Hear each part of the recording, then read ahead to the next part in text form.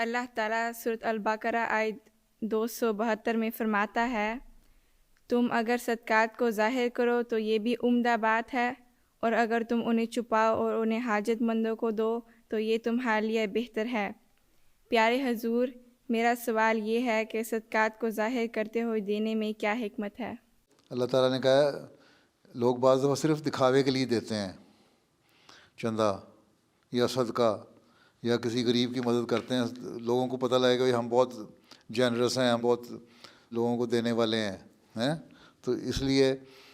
ایسے لوگوں کو کہ تم چھپا کے دو، ٹھیک ہے،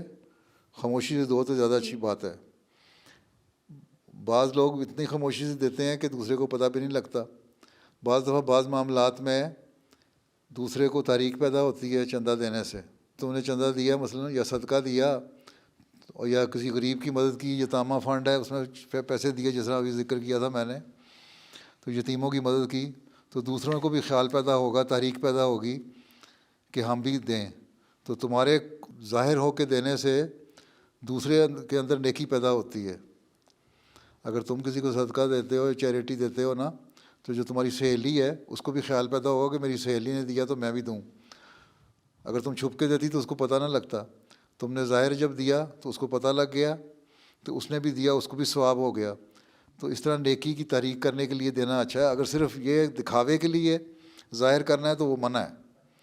لیکن اگر اس لیے ظاہر کرنا ہے کہ دوسرے کو نیکی کی تعریف پیدا ہو جائے، میری وجہ سے دوسرے بھی نیک کام کریں، تو یہ اچھی بات ہے، اللہ تعالیٰ کو یہ پسند ہے، اس لیے فرمایا